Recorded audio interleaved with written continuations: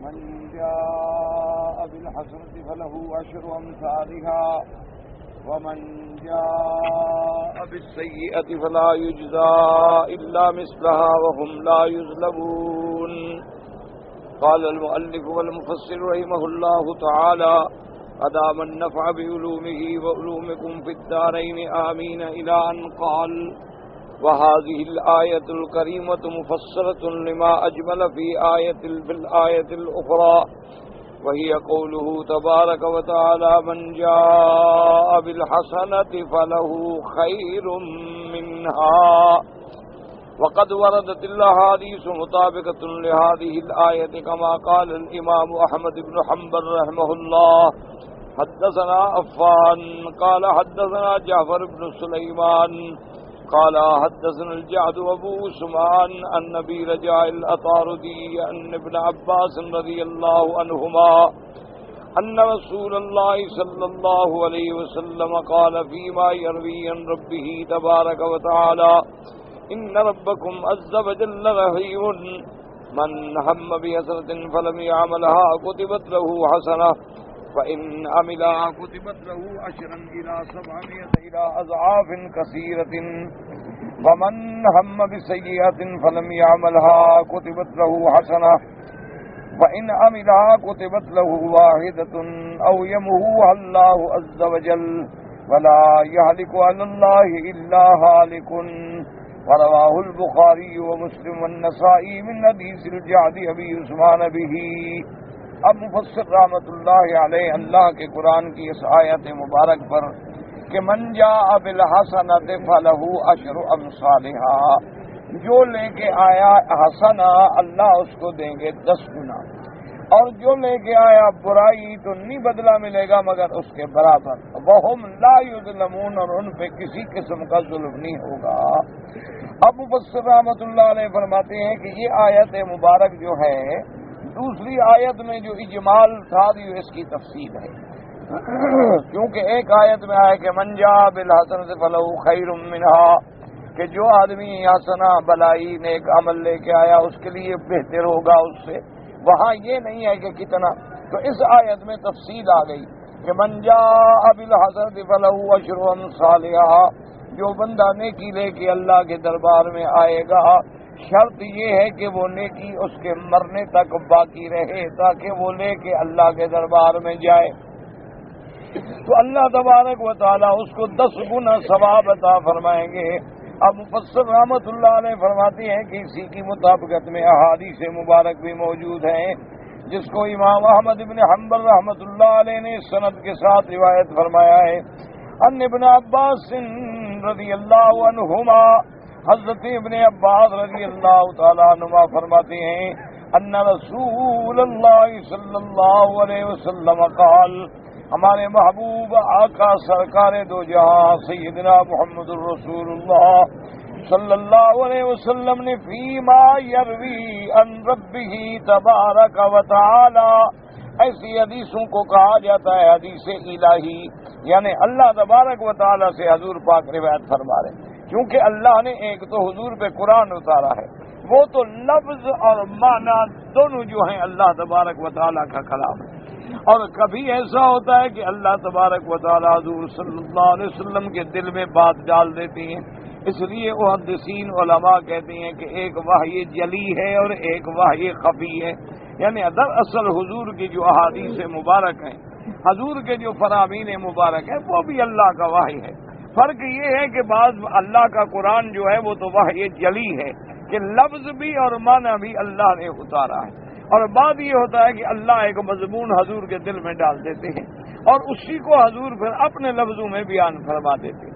اور بعض احادیث ہیں جن کو حدیث قدسی کہا جاتا ہے اور حدیث الہی کہا جاتا ہے کہ اللہ تبارک و تعالیٰ کی طرف سے حضور روایت فرماتے ہیں. تو یہ حدیث مبارک جو ہے یہ بھی حدیث قدسی اور حدیث الہی ہے کہ فیما یروی عن ربہ تبارک و تعالیٰ، حضور اپنے رب سے روایت کرتے ہیں کہ اللہ تبارک و تعالیٰ آپ نے فرمایا ان ربکم عز وجل رحیم، تمہارا رب بہت مہربان ہے. من ہم بحسنۃ، جو شخص نیکی کا ارادہ کرے، فلم یعملها، ارادہ تو کیا لیکن عمل نہیں کیا اس پر، کتبت لہ حسنۃ، اللہ فرماتا ہے میرے بندے کی نیکی لکھ لو کہ ارادہ تو اس نے کیا ہے۔ اسی لیے ایک روایت میں آتا ہے کہ نیت المؤمن خیر من عملہ، کہ مومن کی نیت جو ہے نا اصل میں اس کے عمل سے بھی وہ بہتر ہے، کہ جب اس کی نیتیں اچھی ہوں گی، اسی لیے دعا بھی ہے کہ اللہم اصلح نیاتنا، کہ یا اللہ ہماری نیتوں کو اچھا کر لے۔ اسی لیے آپ نے دیکھے ہیں نا کہ بعض علماء جو ہیں اور بعض اصحاب دعوت جو ہیں وہ بھی لوگوں سے کہتے ہیں کہ بابا ابھی نکلتے نہیں ہو تو نیت تو کر لو، چلو ارادہ تو کر لو نا، تو اس ارادے پر بھی اللہ ثواب دینا شروع فرما دیتے ہیں۔ تو اس لیے فرماتے ہیں من ہم بحسنۃ فلم یعملها، جو شخص بھی نیکی کا ارادہ کرے لیکن اس پہ عمل نہ کر سکے، اللہ فرماتے ہیں کہ لکھ دو اس کی حسنہ، لکھ دو نیکی لکھ دو، فإن عملها، اگر اس پہ عمل کر لے، کتبت له عشرا، اللہ تبارک و تعالیٰ اس کے لیے گویا کہ 10 نیکیاں جیسے کی ہیں لکھی جاتی ہیں، الی 700، حتیٰ کہ اللہ چاہتے ہیں تو کبھی کبھی اس کو 700 گنا بھی بڑھا دیتے ہیں، الی اضعاف کثیرۃ، اور اللہ چاہے تو اس سے بھی زیادہ بڑھا دیتے ہیں۔ جیسے کہ دوسری جگہ قرآن پاک نے ارشاد فرمایا ہے، اللہ نے فرمایا واللہ یضاعف لمن یشاء، اللہ جس کے لیے چاہے بڑھا دے، کیونکہ قاعدہ یہ ہے کہ جتنا اخلاص ہوگا اتنی ثواب بڑھتا چلا جائے گا، اور پھر کبھی ثواب بڑھتا ہے زمانے کے اعتبار سے اور کبھی ثواب بڑھتا ہے مکان کے اعتبار سے۔ کیا مانا کہ ایک نیکی تم نے اگر اللہ کے کعبے میں کی ہے تو اس مکان کی برکت سے 1,00,000 گنا ہو گیا۔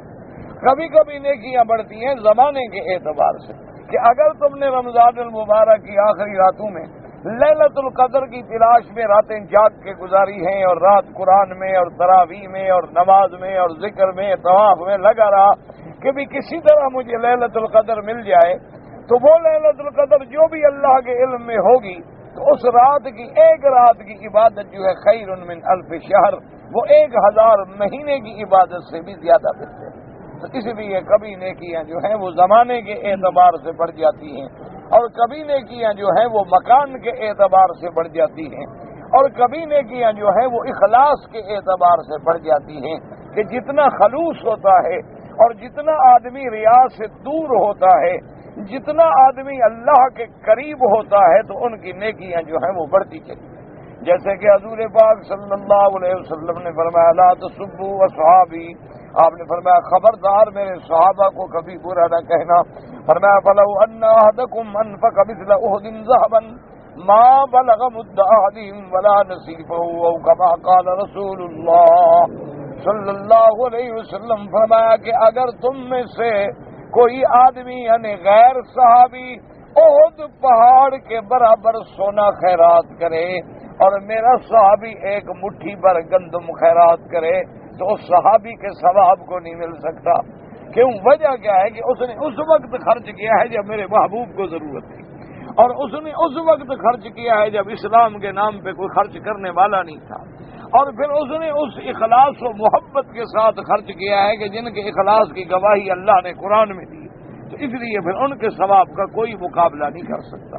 تو اس لیے کوئی بھی عمل کریں وہ خالص اللہ کے لیے کریں، کوئی بھی عمل کریں ریا سے بچنے کی کوشش کریں، کوئی بھی عمل کریں اس کو بالکل دل اور یقین کے ساتھ کریں کہ یہ میرا عمل جو ہے اللہ کے دربار میں قبول ہو جائے گا، تو اللہ تبارک و تعالیٰ اس کو چاہتے ہیں بڑھا دیتے ہیں۔ فرمایا ومن ہم بسیئۃ فلم یعملها، اور اگر کسی بندے نے گناہ کا ارادہ کیا لیکن اس گناہ کو کیا نہیں تو اللہ فرماتے ہیں یہ بھی میرے بندے کی نیکی لکھ لو، کہ چلو گناہ کا ارادہ کیا لیکن مجھ سے ڈر گیا نا، تو اللہ سے ڈرنا جو ہے یہ بھی تو نیکی ہے، اللہ کا دل میں خوف آ جانا یہ بھی تو نیکی ہے۔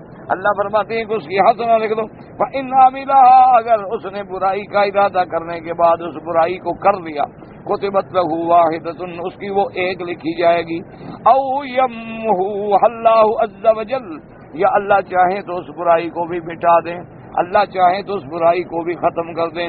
حضور نے فرمایا فلا یہلک علی اللہ الا ہالک، حضور نے فرمایا کہ میری امت سن لو، اللہ تبارک و تعالیٰ کا فرمان ہے کہ میری اتنی رحمت کے بعد، اتنی مغفرت کے بعد کوئی برباد نہیں ہوتا مگر وہ جو فیصلہ کر لے برباد ہونے کا. ہاں اگر اس نے طے کر لیا ہے کہ میں نے برباد ہونا ہے تو اس کو تو کوئی وجہ مرنے. جب اتنی رحمت کا دروازہ کھلا ہوا ہو تو کون ہلاک ہو سکتا ہے کہ آدمی کی ساری زندگی گناہوں میں گزر جائے لیکن ایک وقت گر کے توبہ کر لے اللہ قبول فرما لے. ساری زندگی انسان کی خطایا میں گزر جائے بس ایک دفعہ دل سے نکل گیا اللہ میری توبہ ہے اور سچے دل سے توبہ کر لی تو سارے گناہ معاف ہو جاتے. لیکن پھر بھی بندہ ہلاک ہو تو اس کا معنی یہ ہے کہ وہ تو خود اپنی ہلاکت و بربادی چاہتا تھا. اس لیے فرمایا ولا یالک اللہ الا ہالک. وقال احمد وایزن رحمہ اللہ تعالی. امام احمد ابن حنبل رحمۃ اللہ علیہ روایت فرماتے ہیں حدثنا ابو معاویہ قال حدثنا مشر معرور بن سوید النبی ذر رضی اللہ تعالی عنہ قال قال رسول اللہ صلی اللہ علیہ وسلم يقول اللہ عز وجل من عمل حسنة فله عشر امثالها وازید ومن عمل سیئة فجزاؤه مثلها او اغفر ومن عمل قراب الذي خطيئة ثم لا يكني لا يشرك به شيئا جاءته بالثواب مغفرة ومن اقترب إلي شبرا اقتربت إليه ذراعا ومن اقترب إلي ذراعا باعا ومن أتاني يمشي أتيته هرولة. ورواه مسلم نبی کو روایت بھی انوی بن شہد وکیل نامش بھی روایت ماجان علی محمد ناظرین وکیل بھی. اب مفسر رحمۃ اللہ علیہ فرماتی ہیں کہ اور حدیث مبارک اور حدیث صحیح ہے جس کو امام مسلم نے بھی روایت کیا ہے اور دیگر اصحاب سنن نے بھی روایت کیا ہے. حضرت ابی ذر رضی اللہ تعالی عنہ راوی ہیں فرماتے ہیں کہ حضور نے فرمایا یقول اللہ عز وجل اللہ فرماتی ہیں من عمل حسنۃ جو شخص نیکی کرے فَلَهُ عَشْرُ أَمْثَالِهَا أَوْ أَزْيَدُ میں اس کو ثواب 10 گنا دوں گا یا اس سے بھی زیادہ. وَمَنْ عَمِلَ سَيِّئَةً اگر اس نے برائی کی فَجَزَاؤُهُ مِثْلَهَا صرف ایک برائی کی سزا یا میں چاہوں تو اس کو بھی بخش دوں. فرمایا وَمَنْ عَمِلَ قِرَابَ الْأَرْضِ خَطِيئَةً اگر کسی بندے نے ساری زمین کے برابر گناہ کیے ہیں لا یعنی لا یشرک بی شیئا جعلت له مثلها مغفرتا. اللہ فرماتی ہیں کہ جو بندہ ساری زمین اپنے گناہوں سے بھر دے اور میرے پاس اس حالت میں آئے کہ شرک نہ کرے تو میں اتنی بخشش سے زمین بھر دوں گا. دعا کرو اللہ ہماری بھی بخشش فرما دے اور دعا کر لو کہ اللہ ہر کلمے پڑھنے والے کو شرک سے بچا دے. اللہ تبارک و تعالی لوگوں کو بدعات کے چنگلوں سے نکال دے. اللہ تبارک و تعالی احداث و احوا کے چنگلوں سے نکال دے. اللہ تبارک و تعالی لوگوں کو قبر پرستی سے اور بدعات سے اور احوا سے اور غیر اللہ کی پکار سے بچا کے اپنی توحید صحیح نصیب فرما دے.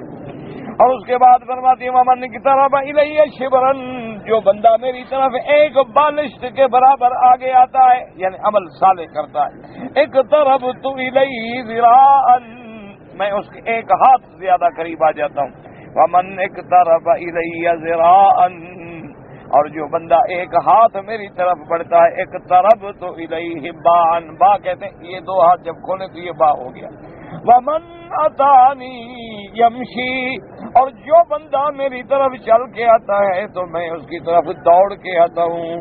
اور فرمایا رواہ مسلم اس کو امام مسلم رحمۃ اللہ علیہ نے ابی قریب نبی معاویہ سے بھی روایت کی ہے اور اسی طرح ابن ماجہ رحمۃ اللہ علیہ نے بھی روایت کی ہے کہ یہ حدیث صحیح ہے. کیا معنی چل کے آنا یاد رکھو کہ جب تم عمل صالح کرتے ہو تو گویا اللہ کی طرف جا رہے ہو اور جب تم برائی کرتے ہو تو شیطان کی طرف جا رہے ہو.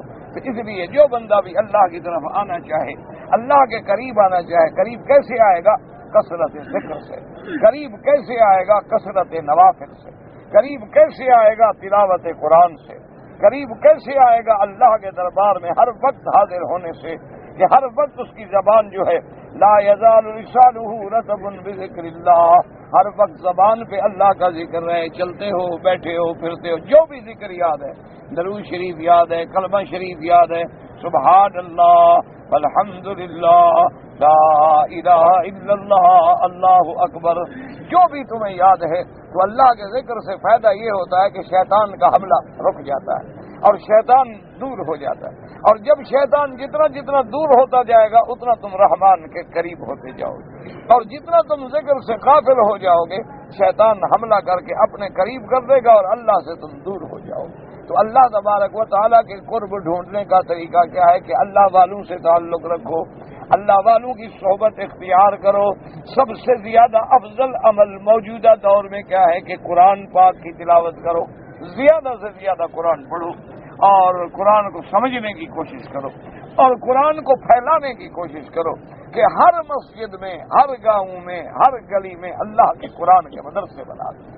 اور یہ کوئی مشکل نہیں ہے میرا بھائی، اگر آدمی ہمت کر لے نا، اگر شوق کر لے تو کوئی مشکل نہیں۔ دیکھو نا آپ کے ہمارے ملکوں میں غریب حافظ جو ہے بیچارہ 1000-1200 روپے مہینے تنخواہ پہ مل جائے، اور اس کی ذمہ داری بھی آپ صرف یہ رکھے نا کہ بھئی تم اگر وہاں کوئی سکول نہیں ہے تو اس کو کہو بھی صبح آگے بچوں کو تو 3 گھنٹے کے لیے پڑھا دو۔ اگر وہاں سکول وکول ہیں اور بچے سکولوں میں جاتے ہیں تو اس کو بھئی عصر سے لے کر عشاء تک بچوں کو پڑھا دو۔ تو اس میں کتنا لے گا؟ یعنی 1200-1400 لے گا، یعنی 100 ریال۔ اگر تم اپنی عاقبت بچانا چاہتے ہو اور اپنے علاقے کے بچوں پہ بھی رحم کرنا چاہتے ہو اور چاہتے ہو کہ قیامت میں اللہ کسی کی وجہ سے تمہاری بھی مغفرت فرما دے، کیونکہ جب وہ بچے قرآن پڑھیں گے تو اللہ تبارک و تعالیٰ تیرے اوپر عذاب تو نہیں فرمائے، تو اس لیے کوئی مشکل نہیں کہ ہر بندہ اپنے گھر میں، اپنی بستی میں، اپنے محلے میں اور صرف اور اتنا کریں کہ مسجد میں آئیں، بچے پڑھیں اور جائیں اپنے گھر۔ لمبے چوڑے مدرسے بنانے کی کوئی ضرورت نہیں۔ اور تمہیں جتنا اللہ وقت دے، آگے رمضان کا مہینہ آ رہا ہے تو رمضان جو ہے قرآن کا مہینہ ہے، رمضان المبارک میں جتنا ہمت ہو اللہ کا قرآن، بس جتنا اللہ توفیق دے۔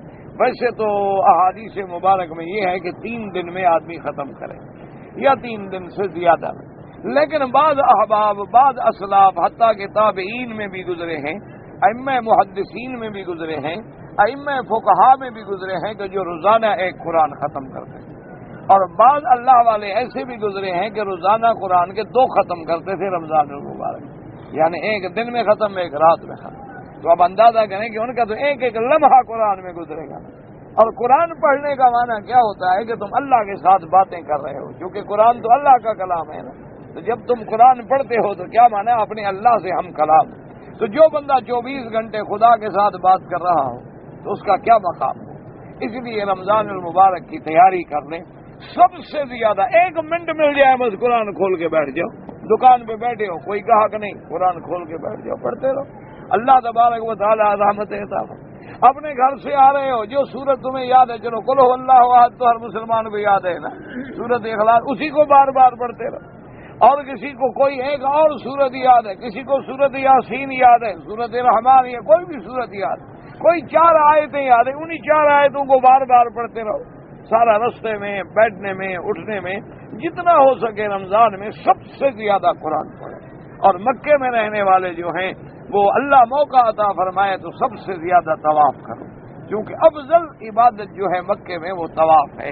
باقی ہر عبادت پوری دنیا میں مل سکتی ہے لیکن طواف کسی جگہ نہیں مل سکتی۔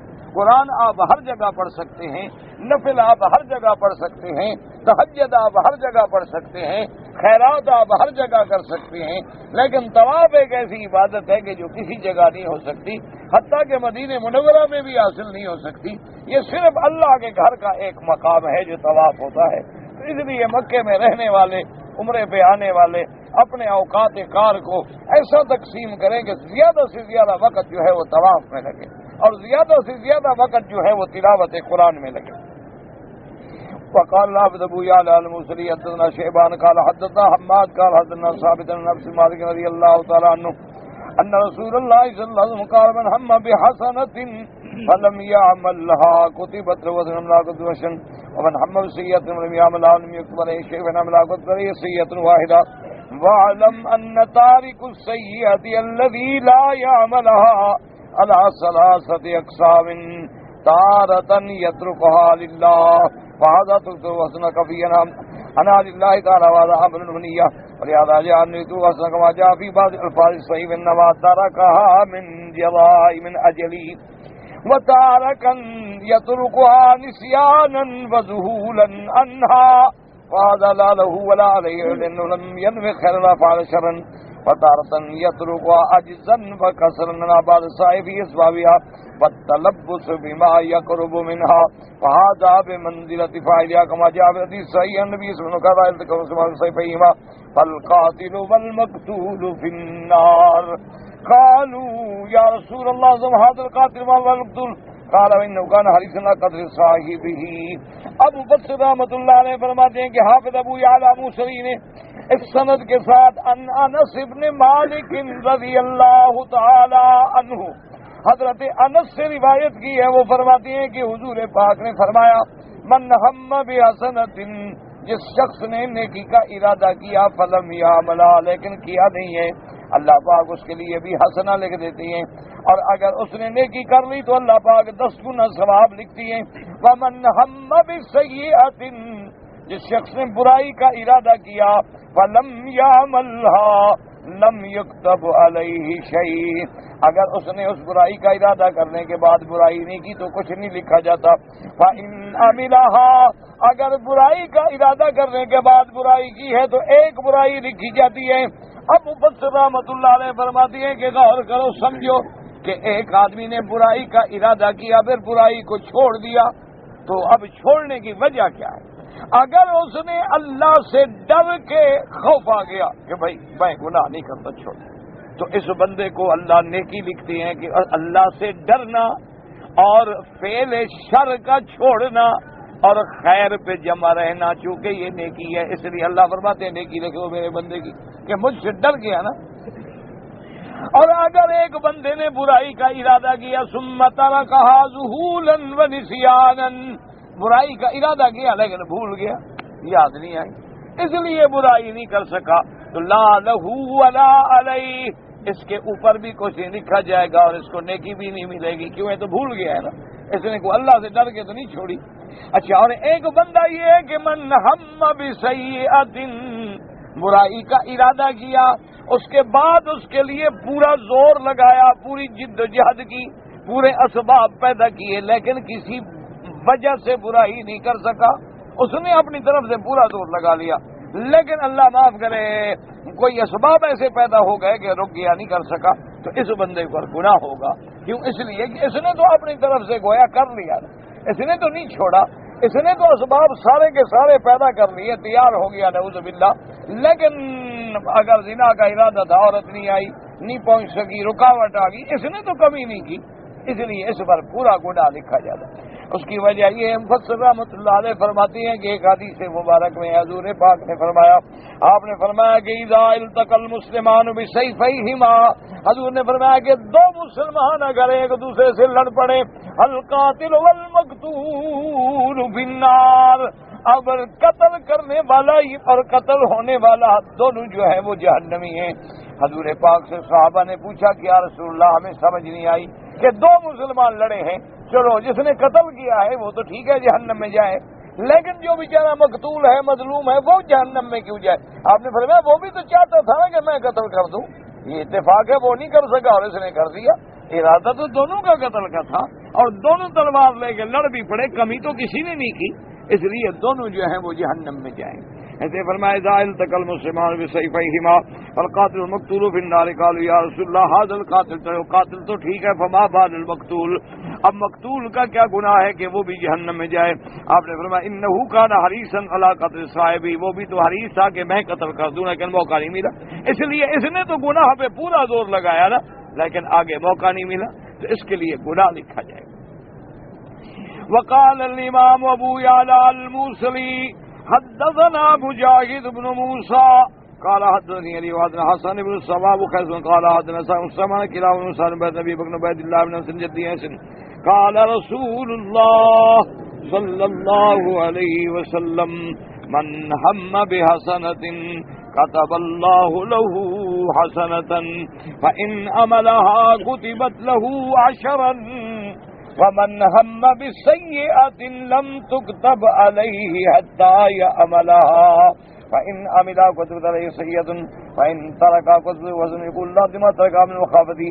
اگر اس نے برائی کا ارادہ کیا پھر اللہ سے ڈر کے گناہ چھوڑ دیا، اللہ فرماتے ہیں کیونکہ یہ مجھ سے ڈر گیا اس کی نیکی لکھ دو، هذا لفظ حديث جاري عن موسى. وقال الإمام أحمد رحمه الله تعالى حدثنا عبد الرحمن المهدي قال حدثنا شيبان بن الرحمن عن الركين بن الربيع النبي فلان بن ميلا عن قريب بن فاتك الأسدي أن النبي صلى الله عليه وسلم قال إن الناس أربعة والأعمال ستة فالناس موسع له في الدنيا والآخرة وموسع له في الدنيا مقتول له في الآخرة مقتول له في الدنيا موسع له في الآخرة وشقي في الدنيا والآخرة والأعمال موجبتان ومثل بمثل وعشرة أضعاف و700 ضعف فالموجبات موجبتان من مات مسلما مؤمنا لا يشرك بالله شيئا وجبت له الجنة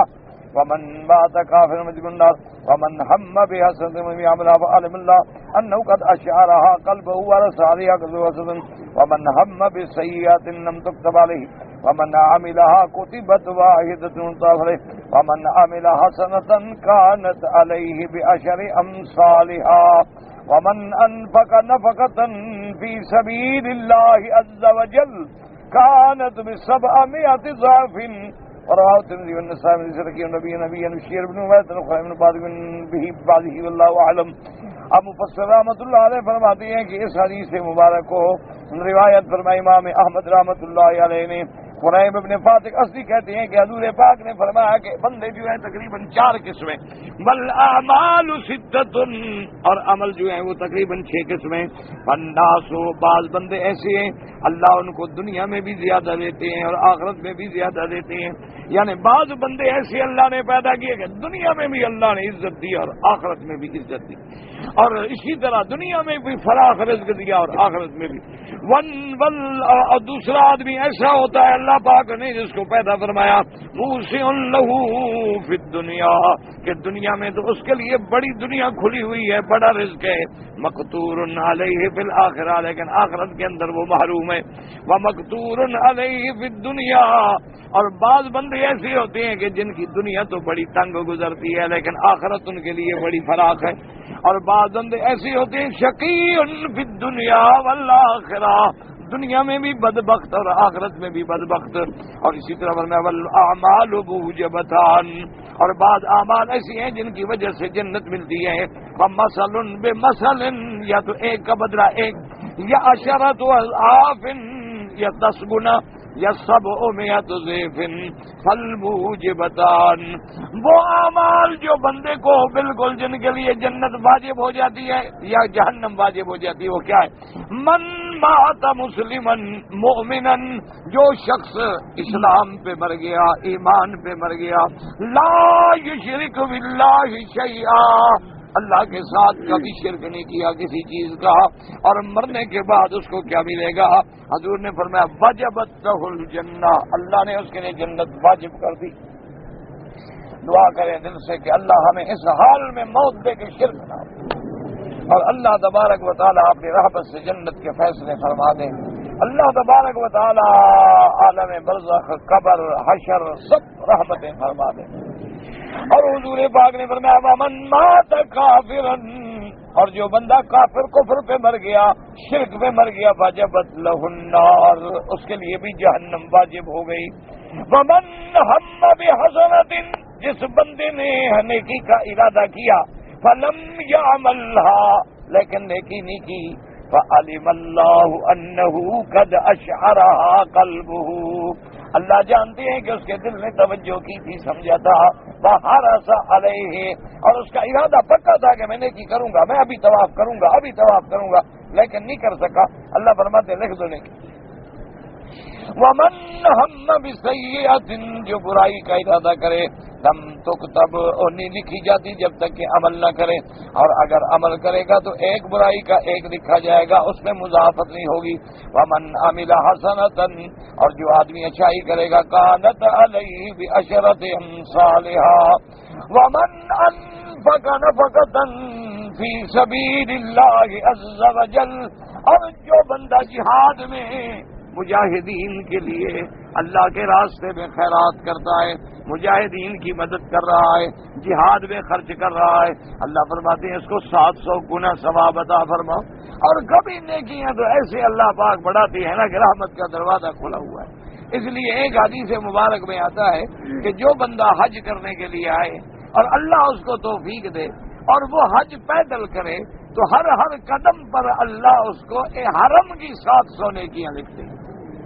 یعنی ایک نیکی ہوئی نا 1,00,000 کی، اور 700 کو ضرب دے دو 1,00,000 سے، تو خود اندازہ کر لو بھی کتنا نیکیاں ہو، یعنی صرف پیدل چلنے سے۔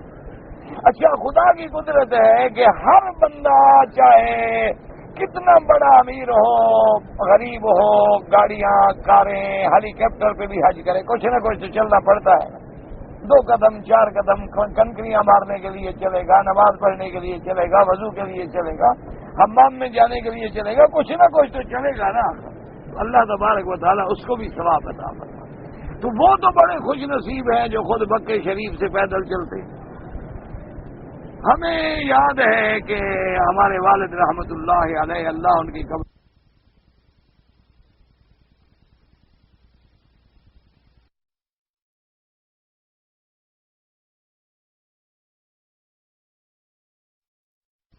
جن میں ہم نے مجبور کر کے ان کو گاڑی پہ لے گئے کہ وہ ٹانگیں جواب دے گئی اور نظر بھی جواب دے گئی تھی، ورنہ ہمیشہ الحمدللہ ان کے حج کا طریقہ یہی رہا کہ جب حج ہوتا وہ کہتا اچھا بھائی آپ تو بسوں پہ آ جائیں، السلام علیکم، بس کپڑا کندھے پہ رکھا، چھتری پکڑی اور پیدل۔ ساری زندگی کا معمول جو تھا وہ یہ، اور میرے خیال میں اندازاً میں 40-50 سے زیادہ حج کیے ہوں گے۔ ساری زندگی جو حج میں گزر گئی، تو ہمیشہ صرف آخری 2 سال ہیں جس میں وہ مجبور ہو گئے کہ پھر ہم نے ان کو گاڑی پہ لے گئے، اور اس میں بھی مجھے یاد ہے کہ وہ ہم ریڈی نے یہ ویل چیئر جو ہے گاڑی میں کار میں ساتھ رکھی ہوئی تھی، تو جب مینا میں ہم پہنچ گئے تو مجھے آج بھی یاد ہے پکا، کہنے لگے کہ بھائی کنکریاں مارنے کے لیے مجھے لے جاؤ۔ تو میں نے عرض کیا، میں نے کہا حضرت بادشاہ آدمی ہیں، اب آپ بلوچ آدمی ہیں، بلوچ کسی کی مانتے تو ہے نہیں نا، بلوچوں میں یہ تو ایک مسئلہ ہوتا ہے نا۔ میں نے کہا جی اب ہم کیا کریں، خدا کے بندے آپ کے گھٹنے جواب دے گئے ہیں، آپ چل نہیں سکتے، ویل چیئر پہ آپ بیٹھتے ہیں، نظر آپ کی اتنا کمزور ہو گئی ہے کہ اس سے زیادہ قریب آپ نہیں دیکھ سکتے، تو یہ ساری زندگی جو آپ لوگوں کو تقریریں کرتے رہے، قرآن حدیث سناتے رہے کہ لیس علی المریض حرج، اللہ کہتا ہے بیمار پہ کوئی گناہ نہیں، لنگڑے پہ کوئی گناہ نہیں، تو آپ تو مریض بھی ہیں، اعمى بھی ہیں، اعرج بھی ہیں، ساری بیماریاں اکٹھی ہو گئی ہیں، تو یہ سارے مسئلے جو ہیں یہ لوگوں کو سنانے کے لیے تھے، آپ کے لیے کوئی قرآن کی آیت نہیں ہے۔ آپ مہربانی کریں، خیمے میں بیٹھے مجھے وکیل بنائے، میں آپ کی کنکریاں مار کے آؤں گا، بس غصے میں آ گئے، ناراض ہو۔ بلوچ آدمی تھے، جلال تھا، ان کے سامنے کوئی بات تو کر نہیں سکتے۔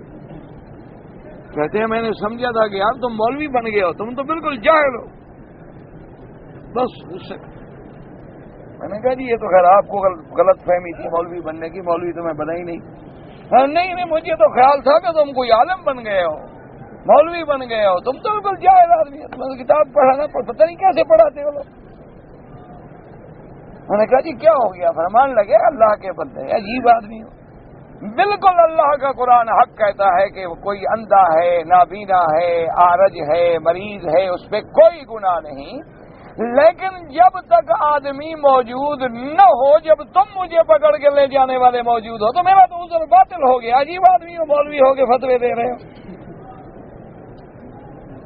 کیا تم میری لاٹھی پکڑنے والے موجود ہو، تم مجھے ریڑھی پر بٹھا کے لے جانے والے موجود ہو، تو میرا عذر کہاں رہا؟ میرا عذر تو تب تھا کہ میں عارج ہوں، نہیں چل سکتا، اور کوئی لے کے جانے والا بھی نہیں ہے۔ اگر لے کر جانے والا موجود ہے تو پھر میں کیسے عارج ہو گیا، کیسے معذور ہو گیا؟ عذر تو میرا ختم ہو گیا۔ عجیب مسئلہ بتا رہے ہو لوگ۔ میں نے کہا جی ٹھیک ہے چلیں۔ وہ ریڑھی پہ بٹھا کے جناب لے گئے اور کہا کہ نہیں، دیوار کے ساتھ کھڑا کرو، مجھے تسلی ہو کہ کنکری اندر گئی ہے۔ ہم تو کھڑے ہوتے ہیں نا وہاں، اللہ اکبر، بس ہی مارا ہے کنکریاں۔ کس کو مارے ہو؟ اپنے آپ کو مارا ہے، وہ حاجیوں کو مارا ہے۔ دیکھ لینا حج والے دن جو تماشا ہوتا ہے، بس ایک روٹین ہے، ایک میلہ ہے، ایک بھیڑ ہے جا رہی ہے، اللہ اکبر اللہ اکبر اللہ اکبر، پتہ نہیں کل کہاں ہے۔ انا للہ و انا الیہ، اس سے بہتر ہے بھائی حج پہ نہ جاؤ، تمہارے بغیر انشاءاللہ عرفات کو کوئی تکلیف نہیں ہوگی۔ نہ مزدلفہ اداس ہے اور نہ مینا کو کوئی بڑا عشق ہے آپ کی حاضری کا۔ اگر حج کرنا ہے تو پھر قرآن و سنت کے مطابق ادا کرو، پھر ادا کرو۔ احرام باندھنا ہے تو احرام باندھو صحیح طریقے سے، عمرہ کرنا ہے تو عمرہ کرو۔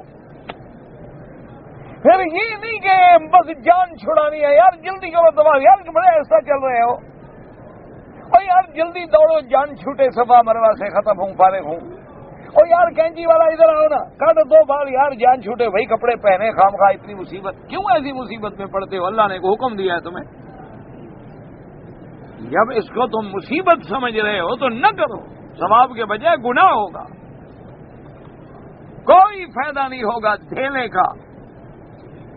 اگر عمرہ کرنا ہے تو پھر میرے محبوب محمد مصطفیٰ کی سنت کے مطابق آرام سے 2 رکعت پڑھو، غسل کرو، پہلے بدن پہ خوشبو لگاؤ، پاک صاف سفید احرام باندھو، اس کے بعد بڑے خضوع سے اور اللہ کے آگے رو رو کے لبیک پڑھو، پتہ لگے کہ یہ بندہ میرے دروازے پہ فریاد کرنے آیا ہے، مجھے پکار رہا، اور پھر اللہ کے کعبے میں حاضر ہو کر آرام سے طواف کی نیت کریں، آرام سے رمل کریں کہ کسی کو کندھا بھی نہ لگے، کسی کو دھکا بھی نہ لگے، اور تیرا رمل بھی پورا ہو اور نظر بھی نیچے ہو، اور دل میں تصور ہو کہ آج اس جگہ میں دوڑ رہا ہوں جہاں میرے محمد مدنی کے قدم آئے صلی اللہ علیہ۔ کتنا خوش نصیب ہو تم کہ اس جگہ قدم رکھ رہے ہو۔ جب بوسہ دینے لگو تو یہ تصور ہو کہ مولا تیرا شکر کیسے ادا کروں، یہ تو وہ جگہ ہے جہاں میرے مدنی محمد کے لب لگے تھے۔ پھر تم بوسہ دو اور پتہ لگے، حضور نے جب بوسہ دیا نا، حضور نے بوسہ بھی دیا، اپنا رخسار بھی لگایا، حضور نے بوسہ دیا، پھر حجر اسود پہ رخسار رکھا، پھر بائیں رخسار رکھا، پھر سر مبارک جو اٹھایا، پیچھے حضرت عمر کھڑے تھے، حضرت عمر نے دیکھا، حضور نے مڑ کے دیکھا تو حضور کی داڑھی مبارک رو رو کے بھیگ گئی، اور آپ نے فرمایا یا عمر ہاں ہونا تسکب الدموع، یہی تو مقام ہے جہاں اللہ کے آگے رونا ہے۔ تمہارے بھی آنسو نکلے ہیں کبھی بوسہ دیتے ہوئے؟ تم تو 4 کو دھکا مارتے ہو، 8 کو سر مارتے ہو دھکا، وہ تو بوسے سے زیادہ گناہ کرتے ہو۔ تمہیں بھی کبھی تصور آیا ہے کہ مقام ابراہیم پہ جو کھڑے ہو کے تم نے 2 رکعت پڑھی ہیں، یہ کون سا مقام ہے جہاں ابراہیم خلیل اللہ کھڑے تھے؟ کبھی تصور آیا ہے؟ نہ کبھی سوچا ہے، کبھی ایسا خیال دل میں پیدا ہوا ہے؟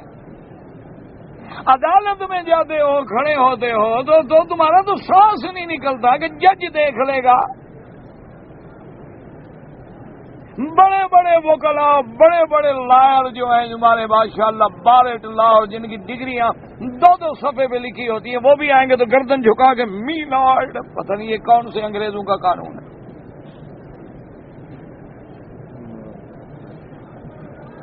ایک ہی بندے کے آگے، انسان کے آگے مجال ہے کہ وہ اپنا کالا گون جو ہے، وہ کالا کوٹ جو ہے پہن کے اس کے بغیر عدالت میں آ جائے۔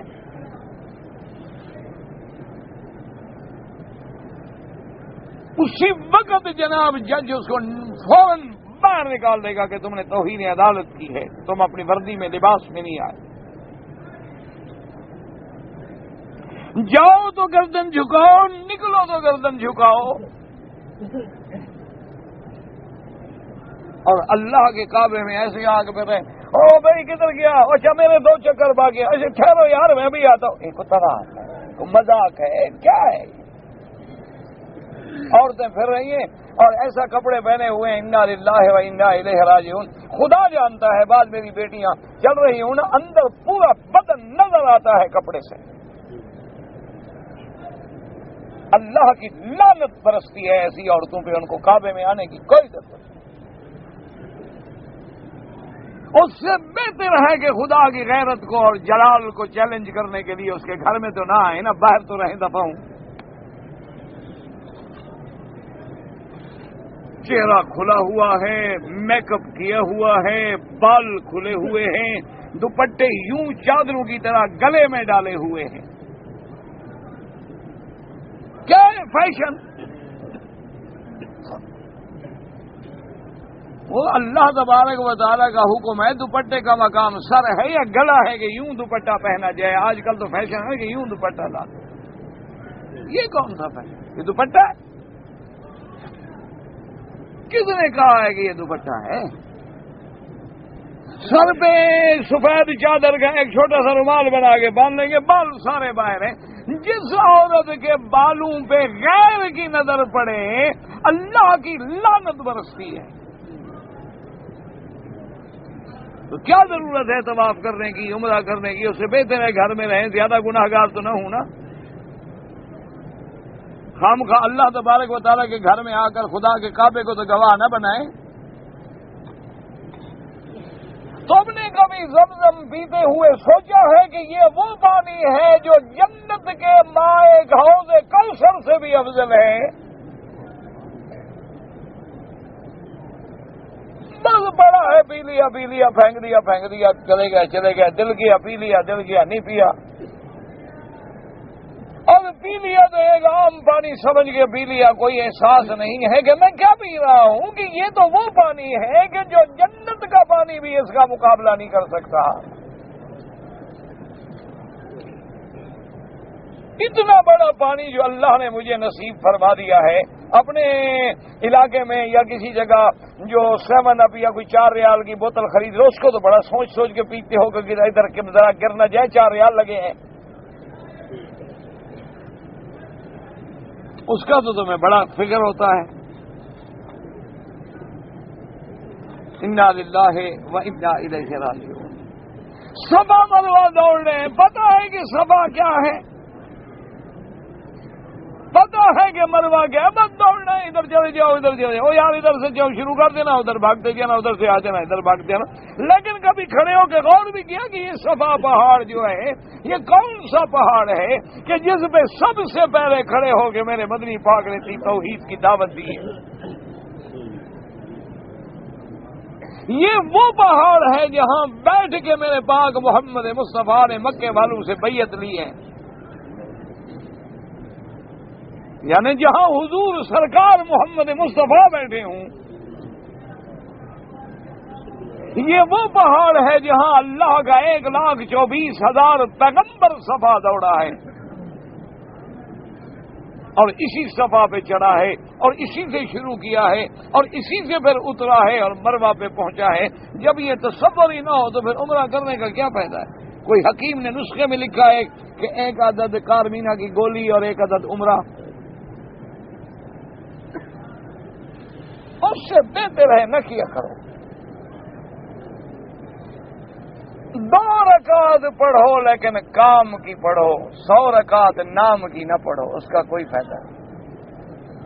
2 رکعت نفل پڑھو لیکن کام کی پڑھو کہ کیا پڑھ رہا ہوں، اللہ اکبر، اللہ کو اکبر، اللہ کی بڑائی کا جی اقرار کیا ہے، تو کیا تو نے اللہ کو بڑا مانا ہے؟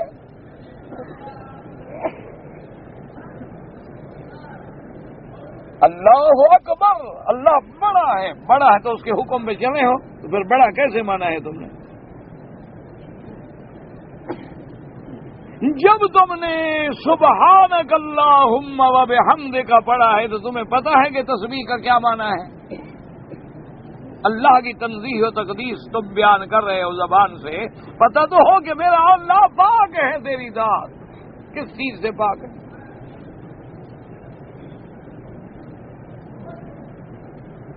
اس کے بعد تم نے سورۃ فاتحہ جو پڑھی ہے، غور کیا ہے کبھی اس میں کہ الحمدللہ رب العالمین؟ کبھی غور کیا ہے اس کی صفتوں میں کہ الرحمن الرحیم؟ کبھی غور کیا ہے کہ مالک یوم الدین، یوم الجزا، یوم القیامہ؟ پھر کبھی غور کیا ہے کہ مولا میں وعدہ کرتا ہوں ایاک نعبد، صرف تیری ہی عبادت کروں، وایاک نستعین، صرف تجھ ہی سے مدد مانگے۔ میرا مولا جب ہم نے تیری حمد و ثنا کر لی، میرا مولا تو رحمان و رحیم بھی ہے، تم مالک یوم الدین بھی ہے، اور ہم صرف تیری عبادت کا اقرار کرتے ہیں اور تجھ ہی سے مدد مانگتے ہیں، جب اور کوئی مدد کے قابل ہی نہیں تو مدد کر، اہدنا الصراط المستقیم، ہمیں صراط مستقیم دکھلا دے اور اس کی ہدایت عطا فرما دے۔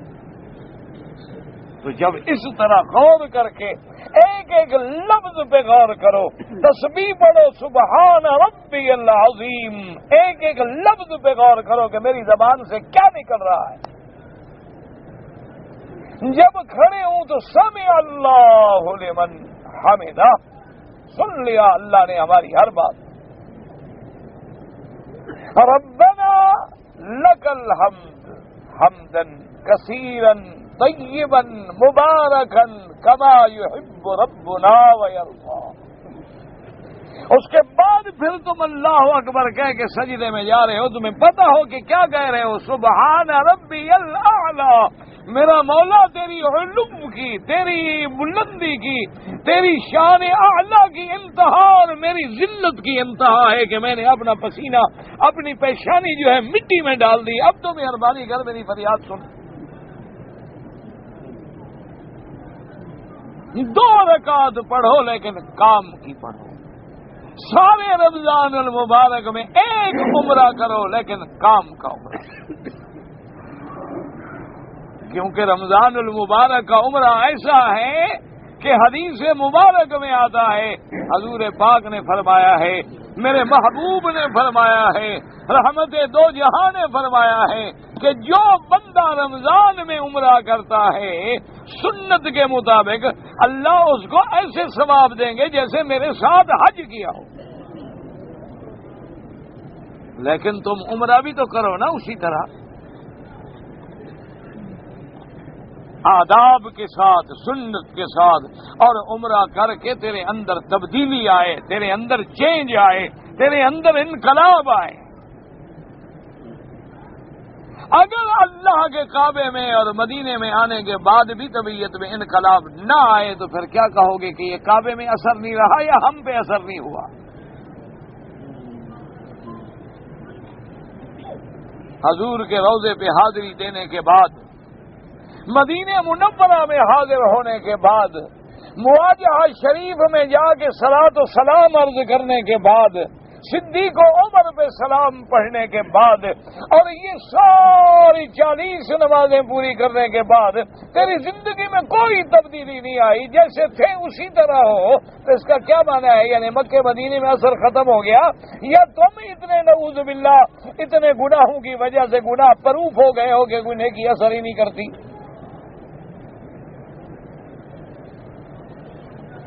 کوئی ایک تو فیصلہ کرنا پڑے گا، یا تو کعبے میں اثر نہیں، یا تو اب ملتزم نہیں رہا، حجر اسود بدل گیا، صفا مروہ بدل گئی، زمزم تبدیل ہو گیا، یا پھر سیدھی بات کرو کہ ہمارے اندر ایسے جراثیم پیدا ہو گئے ہیں کہ اب کوئی اینٹی بائیوٹک ہمیں لگتا ہی نہیں، ہم کینسر کے گناہوں کے کینسر میں ایسے مبتلا ہو گئے ہیں کہ جیسے اللہ معاف کرے کسی کو ایڈز ہو جائے، کسی کو کینسر ہو جائے، کسی کو HIV کے جراثیم پیدا ہو جائیں، پھر دنیا کو کوئی اینٹی بائیوٹک اس میں کام نہیں کرتا۔ اسی طرح گناہ بھی کینسر بن جاتے ہیں جب آدمی اس شقاوت پہ پہنچ جاتا ہے کہ دل سیاہ ہو جاتا ہے۔ حضور نے فرمایا ففعل ما شئت، جب آدمی بالکل قلب سیاہ ہو جائے، بے حیا ہو جائے، پھر جو مرضی ہے کرے اس کو کچھ نہیں ہوتا۔ تو اب یہ فیصلہ تم نے کرنا ہے اپنے گھر میں عمرے کرنے کے بعد کہ بھی عمرہ کرنے کے بعد میرے اندر کوئی تبدیلی آئی ہے، مکہ مکرمہ میں آنے کے بعد میرے اندر کوئی تبدیلی پیدا ہوئی ہے، مدینہ منورہ کی زیارت کے بعد میرے اندر کوئی تبدیلی پیدا ہوئی ہے، حضور کے بوسے والی جگہ پہ میں نے بوسہ دیا ہے تو میرے اندر کوئی تبدیلی پیدا ہوئی ہے. میں نے حتیم میں جا کے گویا کعبے کے اندر کھڑے ہو کے نماز پڑھی ہے تو میرے اندر کوئی تبدیلی پیدا ہوئی ہے. میں نے اس مقام ابراہیم جس میں ابراہیم خلیل اللہ کھڑے تھے اس کے پیچھے جا کے 2 رکعت پڑھی ہے. میں نے صفا دوڑی ہے، مروہ دوڑی ہے. کیا مجھ میں کوئی تبدیلی میری شکل میں، میری صورت میں، میرے قول میں، میرے عمل میں، میرے لباس میں، میری حیت میں، میرے کردار میں کوئی تبدیلی 2%، 5% اگر آئی ہے تو پھر تو سمجھو کہ حاضری منظور ہے، ورنہ سمجھو کہ اللہ معاف فرمائے ہم حاضر تو ہوئے تھے لیکن اللہ نے منظور نہیں کیا. صحیح حدیث مبارک ہے، حضور فرماتے ہیں کہ جب آدمی حج پہ آتا ہے اگر اس کے کپڑے حرام سے ہیں، اگر اس کا لباس حرام سے ہے، اگر اس کا کھانا پینا حرام سے ہے، اگر اس کا بدن جو ہے وہ حرام کی غذاؤں پہ پلا ہے، جب وہ کہتے ہیں لبیک، اللہ کہتے ہیں لا لبیک ولا سعدیک وحجک مردود علیک، دفع ہو جاؤ، تمہاری حاضری کی مجھے کوئی ضرورت نہیں.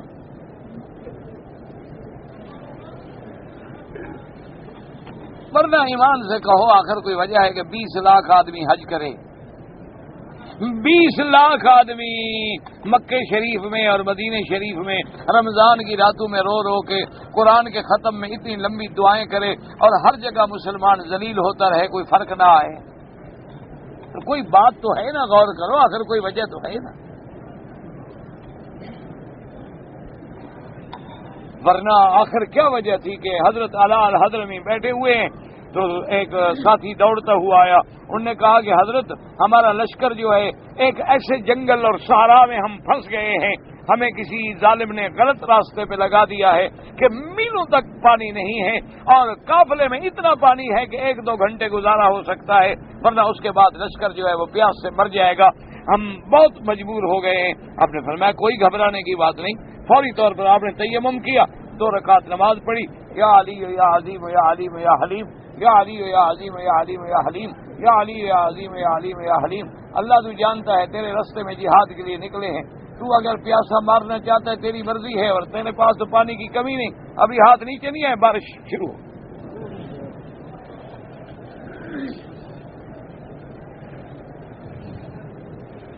تو اب کیوں نہیں دعائیں قبول ہوتی؟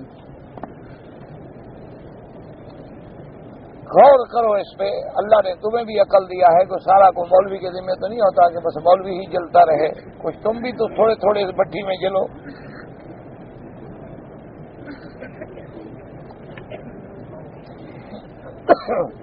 یورپ کے نظام میں کوئی چیز جو ہے سود کے بغیر، میرے بھائی یہ غلط بات ہے. جن کے پاس پراپرٹی پیسے ہوتے ہیں وہ نقد بھی خرید سکتے ہیں.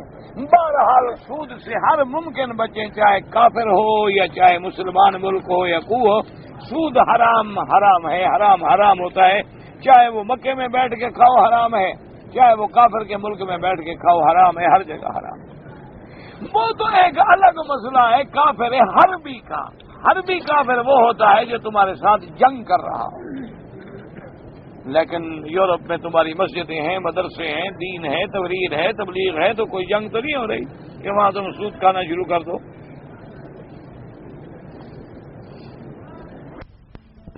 عجیب آدمی ہے. ہر مسلمان جو ہے وہ اعلی حدیث ہے، کوئی اعلی حدیث ٹھیکیدار تو نہیں ہے. ہر مسلمان اعلی حدیث ہوتا ہے. ہمارا ایمان ہی قرآن و حدیث پر ہے تو اعلی حدیث کا کیا معنی ہوتا ہے؟ باقی نام جو ہے یہ ہمیں اسلاف سے ملا ہے، اہل السنت والجماعہ. سنت کیا ہے؟ حضور کا عمل. اور یاد رکھو کہ حدیث میں تو اقسام ہیں لیکن سنت میں تو کوئی قسم نہیں.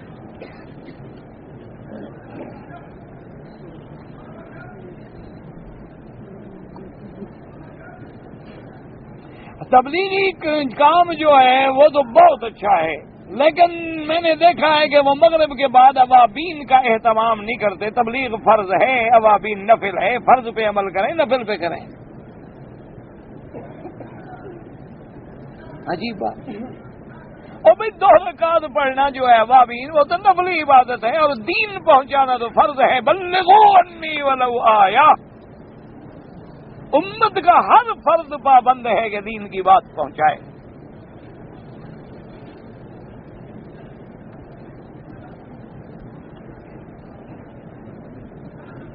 کسی دیوبندی آدمی کا نکاح شیعہ سے اسماعیلی سے بالکل نہیں ہو سکتا.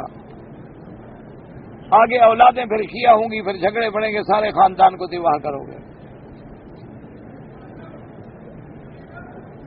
میں 2 روز پہلے عمرہ کر چکا ہوں، اب پھر عمرہ کرنا چاہتے. دیکھو بھائی، عمرہ نفلی عبادت ہے، جتنا کرو منع نہیں ہے، لیکن مکے میں رہتے ہوئے اس چھوٹے عمرے سے یا جیرانہ کے عمرے سے طواف زیادہ افضل ہے. امام ابو حنیفہ رحمۃ اللہ علیہ، امام شافعی رحمۃ اللہ علیہ کے نزدیک عمرہ کوئی منع نہیں. وہ کہتے ہیں جب عمرہ ثابت ہے تو پھر چاہے کوئی 1 کرے چاہے کوئی 1,00,000 کرے، لیکن مکے میں رہتے ہوئے افضل کیا ہے؟ طواف زیادہ کرے. عمرہ وہ افضل ہے جو تم نے اپنے ملک سے آتے ہوئے کیا ہے، یا اب اللہ تمہیں مدینہ منورہ لے جائے اور پھر مدینہ منورہ سے آؤ تو وہ میقات کا عمرہ ہے.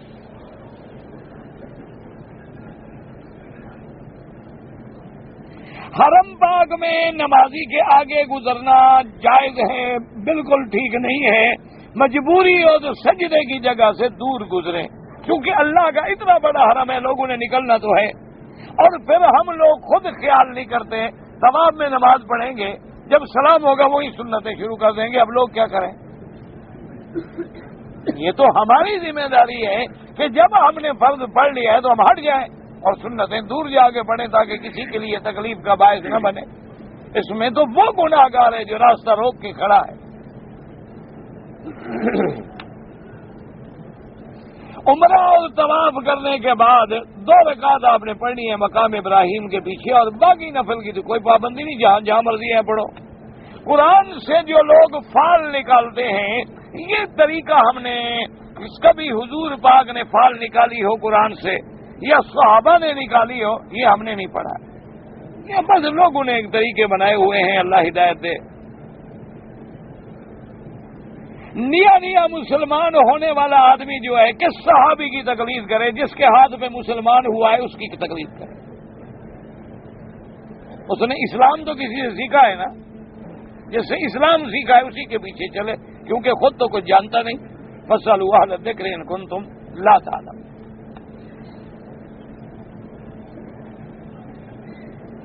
درود تاج پڑھنا جو ہے بھئی، اس میں لفظ آتے ہیں دافع البلاء والوباء والقحط والالم. یہ اللہ کی صفت ہے، کسی غیر اللہ پر اس کا اطلاق مجازن کرتے ہیں علماء.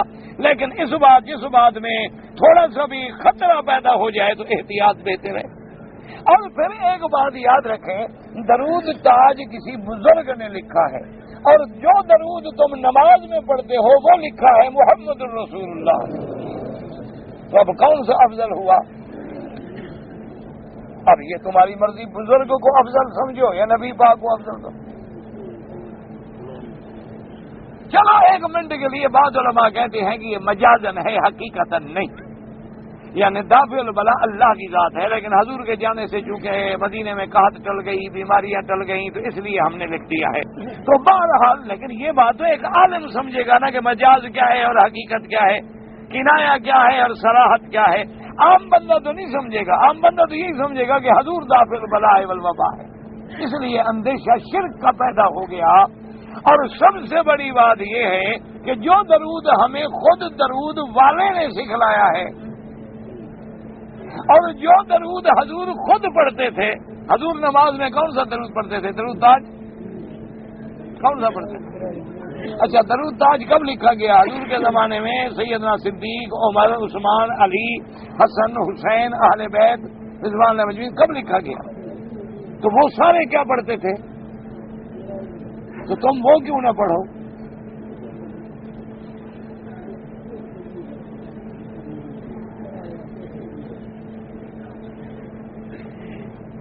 اس لیے کہ جو آدمی حضرت علی کو نبی کہتا ہے اس کے کفر میں کوئی شک نہیں. جو آدمی قرآن کا انکار کرتا ہے اس کے حق میں کوئی شک نہیں، کفر میں کوئی شک نہیں.